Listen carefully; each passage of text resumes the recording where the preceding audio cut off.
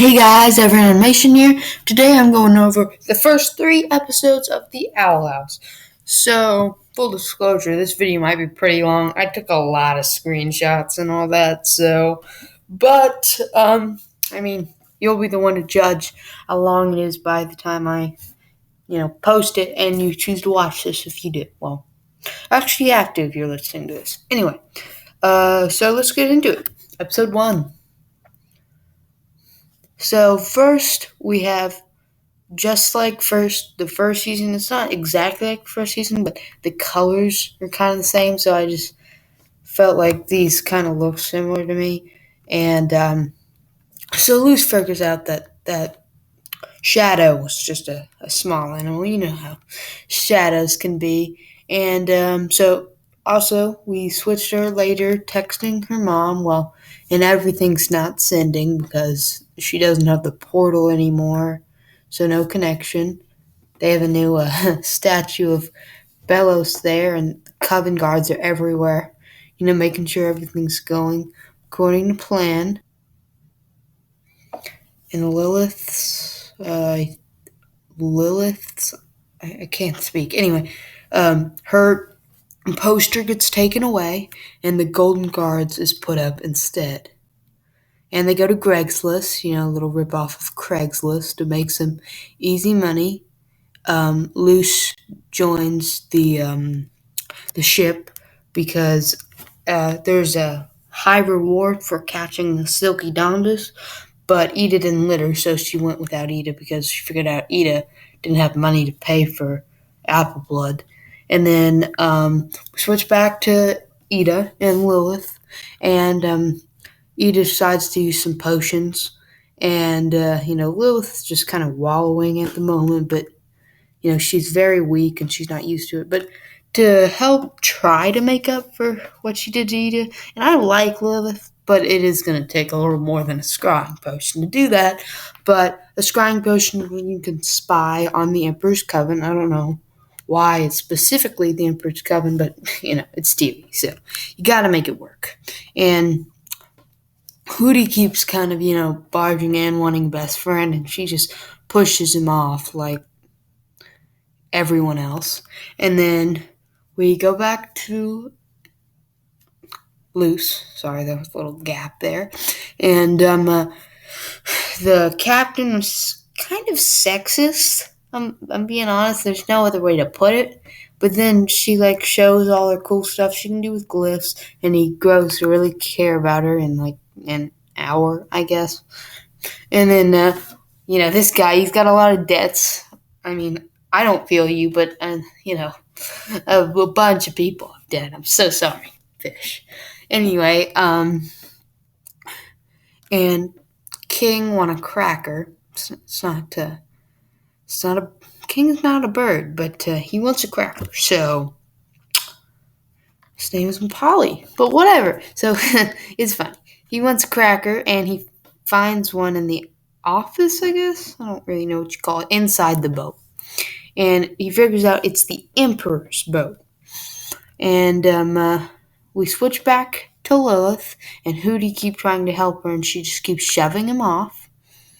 And then this guy has his eyes peeled. I just wanted to include that because taking things very literal here. And then Ida tries to capture the beast, and she fails, and she sees someone that is escaping the boat with the money. So she goes after it and figures out it's Ida. And then before long, the Golden Guard comes along.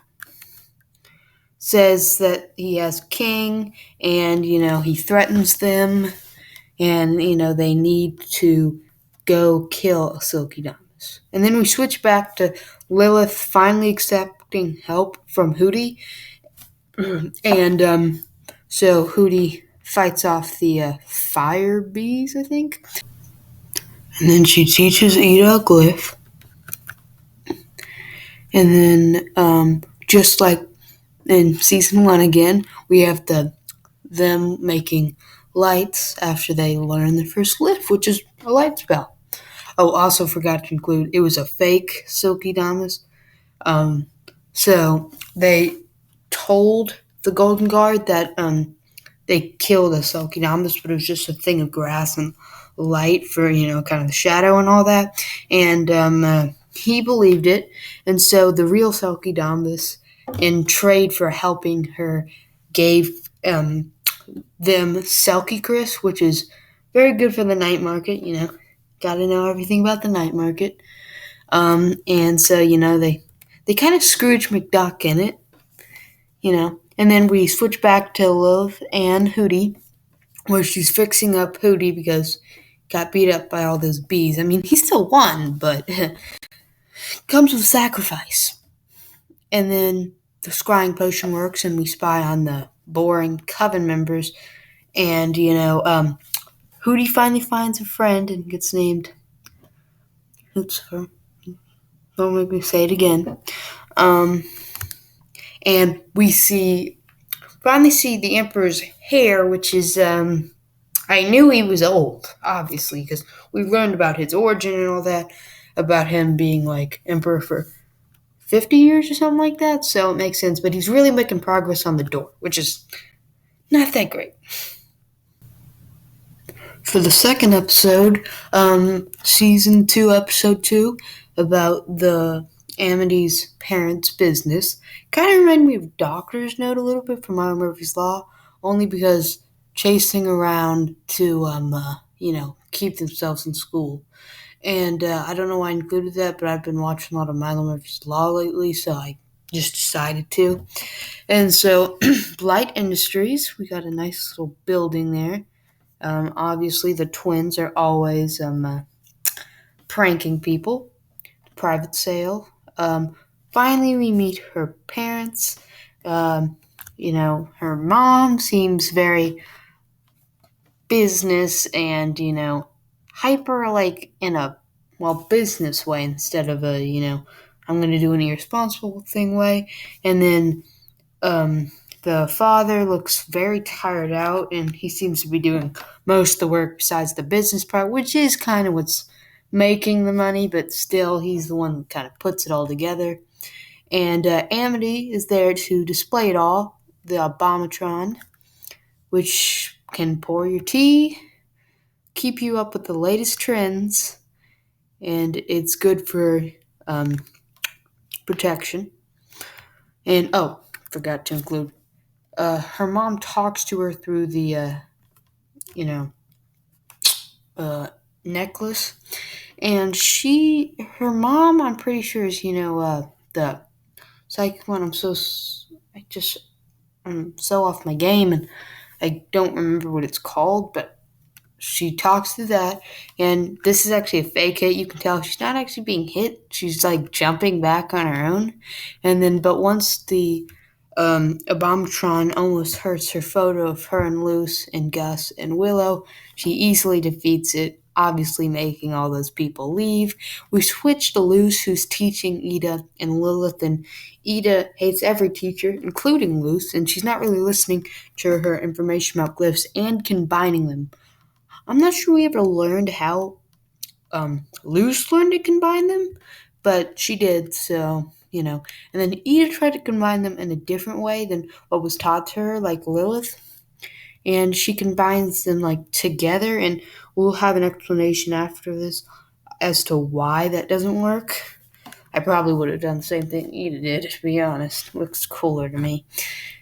Anyway, and then Lilith has cards for this. It's disappointing, honestly. Repetition.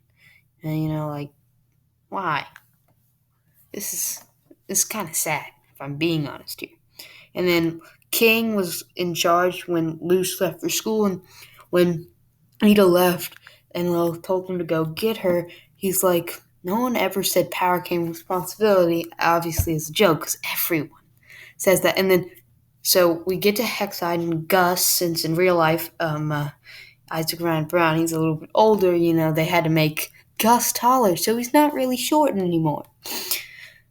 And Amity makes a pie for Luce's welcoming, and it's fresh, so fun. And later, Amity's parents, not the father, but Amity's mother goes to school, and she's part of the Parent Creature Association, not Parent Teacher Association, or like Parent Student Association. I don't actually know what it's called. And she bans Luce, Amity. No, not Amity. She just tells Amity to keep working. Luce, Willow, and Gus.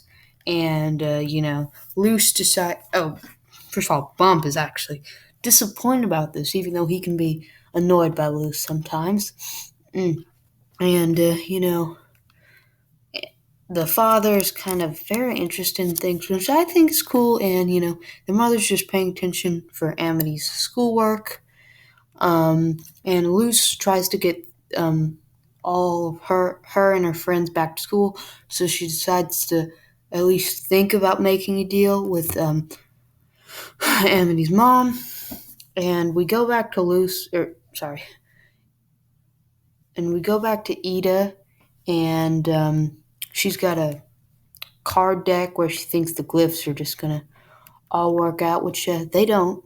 But I don't know how anyone can make those cards. You know what? I'm not gonna talk about the stacking cards thing, which is absolutely impossible. And Lilith is mastering the art with a Hootie salon thing, and a hat and ice cones. Ugh, or ice cream, but just ice. Oh, it hurt me to watch him bite into it. And then they're all banned, and personally, I like Luce's last picture better than this new one, and I don't know what's up with Gus over there. Willow, that makes complete sense, but the other two. And then Bump is actually truly missing them. I mean, look at the bottom left picture. Jeez. And then, so they try to bribe him with quite the picture. And they try to copy a few of the teachers, and they just had to be outside at the time. And then Bump's totally crying. It's strange. And he needs to up his protection from them, so he gets an arrow. And then he says, life is just so dull without them. Oh, also we see he's in Abomination Coven, which kind of makes sense. Because I feel like we had gone into a little bit with the Abomination episode from season 1. It makes sense that he had experience with it, although he seems to have experience with everything. Anyway, I mean, life probably would be pretty dull without them, so. And then Luce, keeps saying Luce. Amity, no, not Amity either. Willow and Gus's parents ground them, and Amity is kind of, like she's not willing to stand up to her mom, so she says she can't help Luce. And, Ida does a mistake with the glyph thing when she just has two sheets on top of each other, and ice just keeps expanding. Luce goes to Amity's mom's house, and they have a server, abomination, and she tries to fix its face. Doesn't really work out for her, and she meets the parents. Not referencing the movie or anything, and he's working hard, and she's just kind of sipping tea, and so, but they make a deal, and Luce and her friends can go back to school if she helps with the product showing of all this self-defense weapons. She gets hit, and Amity at her house finds out that they found a replacement, sees the marking Luce made on her abomination, so she needs to go down to the factory, and we have a little hop pop hint with Willow's parents, the life cycle of a common swamp toad. I think that's what the book's called. And, obviously Hop Hop there. And one of Willow's parents sees her talking to an illusion Gus, saying that they need to go help Luce again. And he puts his finger up to his mouth, telling her, he'll be quiet. And he seems to be the nicer dad of the bunch, and I think it's kind of like an opposites attract situation with the other dad because he kind of seems the opposite. But we haven't seen much of her parents, and attributing to the LGBTQ community with the gay parents, and we haven't seen much of them, but I like to see more of them. They seem like good people, and so they all have ideas on how to help Luz once they get to factory. Gus wanted to do my favorite idea, which is lure the guards away with lady guards, and then Willow mentions that it's not a cartoon from the 40s, so it tells us a little bit about you know, Boiling Owls. I know it's just supposed to be a joke, but they have time. They have like a way they represent time, and they have TV. Although we already kind of knew that, it was only really introduced at the end of season one, and then some short like clips that were shown in between ads and technically were the ads. And Willow has a plant idea, and Amity has her abomination idea. I mostly remembered Gus's because it was my favorite, but Amity's siblings give them cloaks to just sneak inside with, and her brother does put Hexme's on their cloaks, but Amity already knew that because she knows him so well, so threw them right back at him. And the abomination creature, I forgot its name, and the second revised version that definitely is a pretty good fighter was fighting Luz. Willow and Gus got caught by some abominations, but Amity got away to go try and help the Luz that's completely getting attacked by this Abomatron. That's what it's called, I think. And Luz even makes it to the top of the building, and this thing keeps fighting, and Amity's mom's okay with that. She doesn't really like Luz, but Amity shows up to save the day. We switch back to King being stuck in the ice with the Francois over there, and Ida finally agrees to Lilith's help, and they free King. And then after Amity's mom's trying to talk to her through the amulet thing, the necklace, Amity breaks it, which that's pretty strong. I could not break glass like that unless it's weak. And she says that if she doesn't stop doing that stuff to Luz and send them to school, then she'll kill the Abomatron and show that their customers aren't, good with the Abomatrons or safe. And Luz starts blushing after seeing Amity with her cool powers, and they both start blushing. So, this is a really good sign actually, because it told us that they might get together, and it's really good. I'm saying this in past tense mostly because I've watched all the episodes, and I kind of know a little bit of information about that. Technically, I just spoiled it if you hadn't already watched it, so I'm not going to do that anymore. So they all boo, and they fake getting hit by the Abomatron, and customers were going off the hook with that thing, even though technically 2 kids just got hurt. But Amity's mom says she's not going to uphold her deal, even though before she says a blight always upholds her end of the deal. So the husband finally steps in and says, you got to do this. And she says okay, so at least he's a good enough husband that she'll say yes to what he says. And Luz comes home and finds, Lilith wanting extra credit from this statue she made of getting extra credit. And Ida's just, doing the whole, I can do that too. And she just makes an ice ball. And they both get extra credit. And Lilith doesn't seem disappointed in the fact that Ida did way less work. So that's great. King's, safe and all.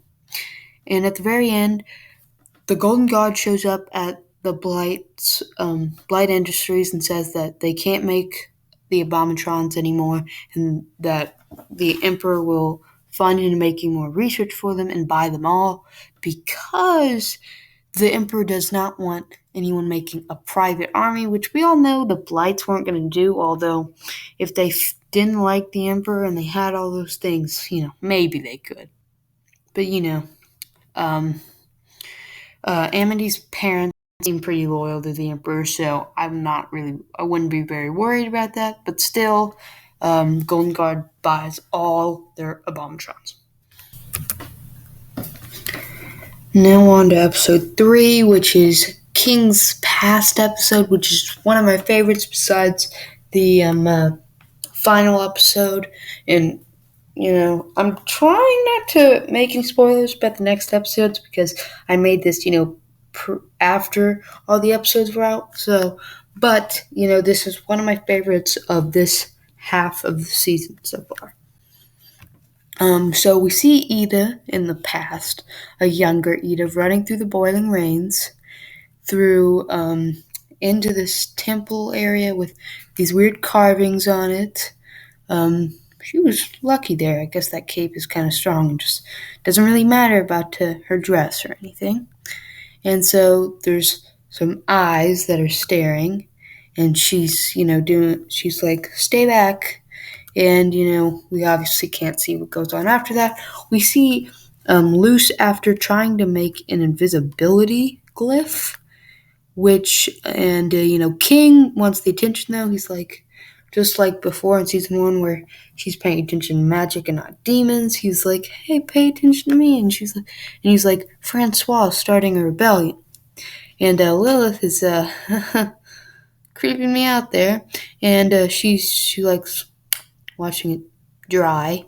Anyway, and so Lilith is, friends with Hooty, and King's like, is he blackmailing her? Because, no one likes Hooty, but now they are friends. And Luce actually does come up with an invisibility spell using some of Lilith's old books, and, but once she stops holding her breath, she appears again.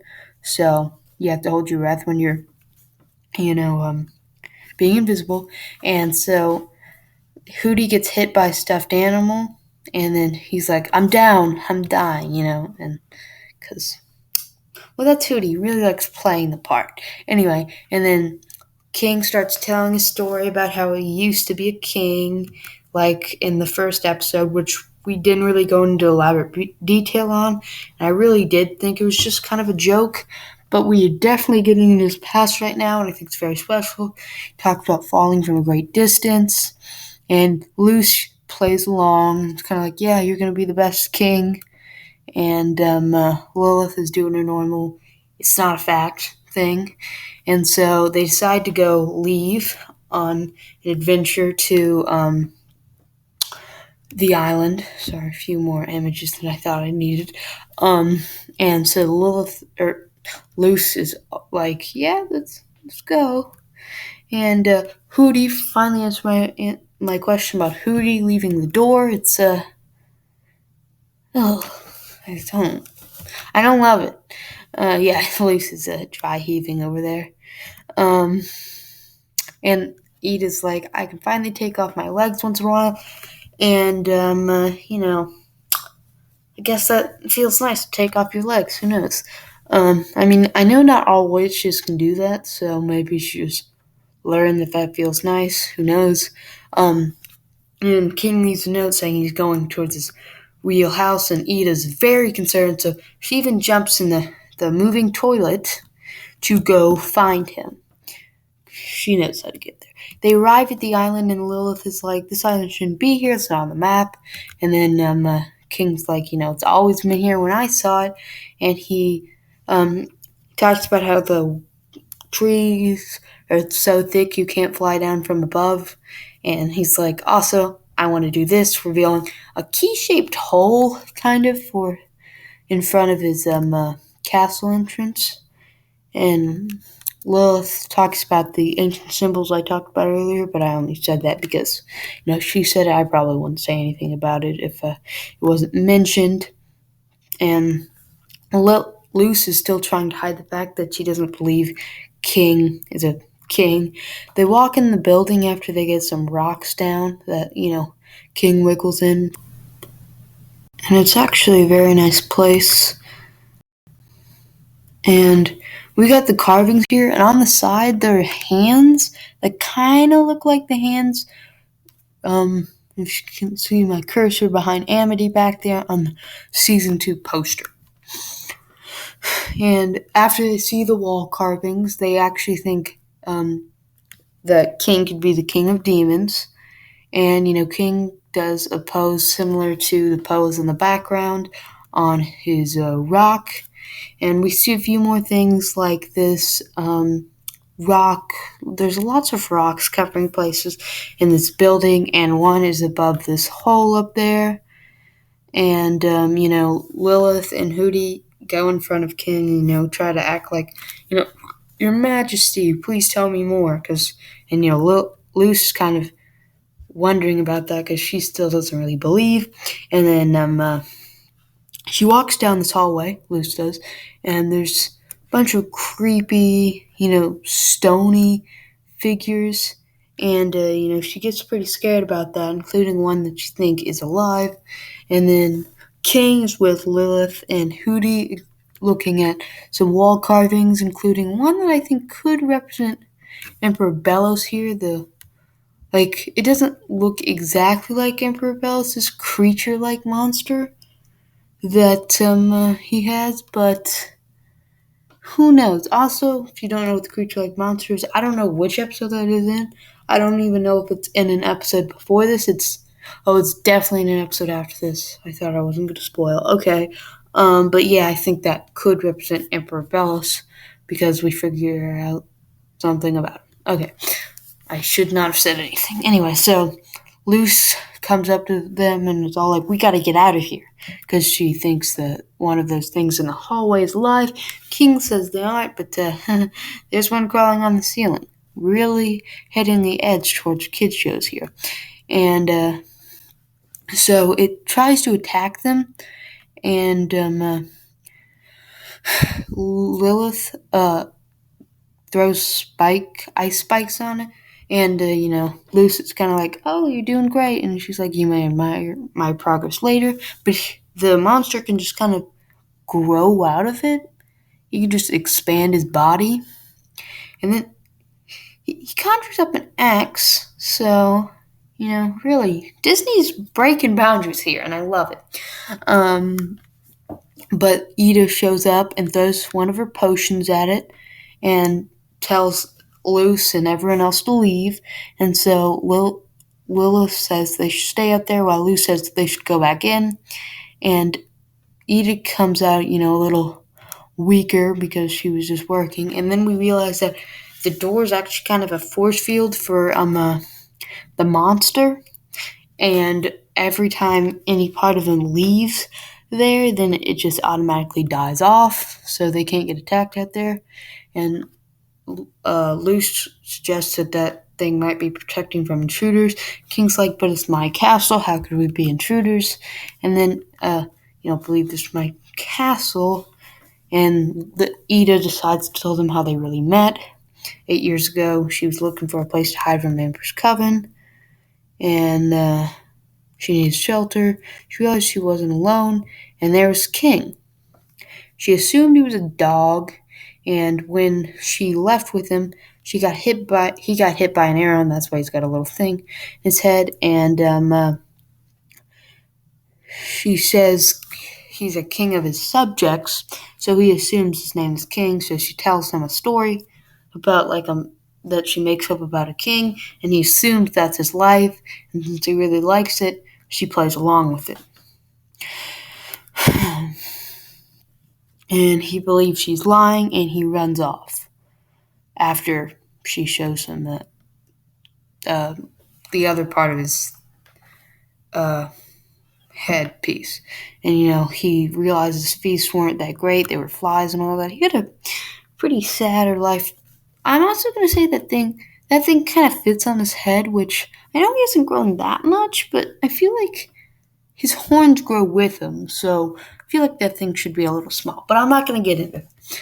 And, he runs off, and they team up looking for him. Luce finds him he's saying to himself that he's a nobody, and that all his story is a lie, and he's been lying to himself his entire life. And then Luce says that something's not adding up. She says one of your memories is falling. What if that's a real memory? I got those kind of switched up. It says, what if that's real memory on the left, and then you have a memory of falling on the right. But so they return to Eden and all that, and they reunite after like a few minutes or something, and they decide to do one last thing before they go home. And Hooty, he swallows a lot of potions, and he he throws them at the monster. It's a special delivery, Pain, while they use the invisibility glyph to swipe by while Lilith and Hooty are taking care of the beast, and they throw a glyph potion fire thing at the rocks, and they start going up after all the rocks are gone, but the creature, it's right there, is following them, and it's a little creepy there, and they reach up into a room where the creature is right behind them. King touches the doors behind them, and it automatically opens them through his touch, which is, little hint there. And they walk into this room, which has a broken eggshell and a little bit of sunlight. And King looks at it, and he's like, looks familiar. Well, he doesn't really say looks familiar, but he looks at it with those eyes, And so he decides that to jog his memory, he should put the thing on his head, which, like I said, should not fit him that well. But and he has a memory. He's a little baby. He crawls out of his shell, and this guy picks him up. He's protecting King, and he jumps down with King to the bottom floor, and that's why he fell from a great height. He also heard a roaring sound, and he said it meant sun. He doesn't know how he knew that, but it did mean sun. And it turns out, and this guy, he chops through the door, and it turns out that he was just protecting King the entire time. So when King told him to just, stand down, he did. So, it could have been a way easier way to do that, but while they're, kind of thinking about all that, Lilith and Hooty are at the other side, taking pictures of everything. And King decides that he wants to find his father. And we actually do realize King actually isn't that old, 8 years, maybe 9, which he has, a bigger voice than that, but, creatures and demons and all that. So, he figures out he wants to find him. He's not that old, so his father is probably still alive, which is a valid point.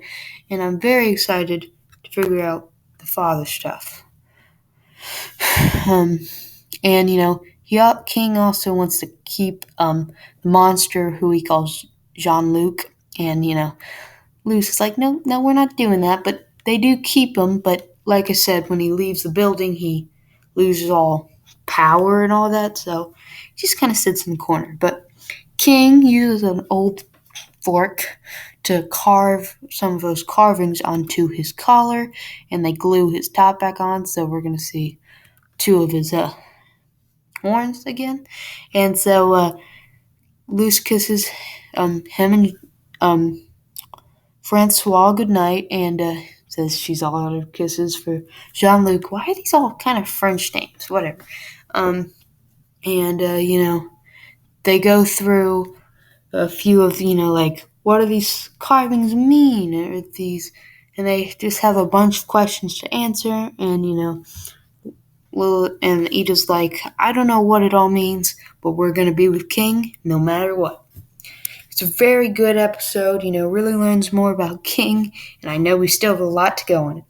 But that was episodes 1 through 3. Very long video, I bet. It's taken me a while. And thank you all for watching. See you in the next one.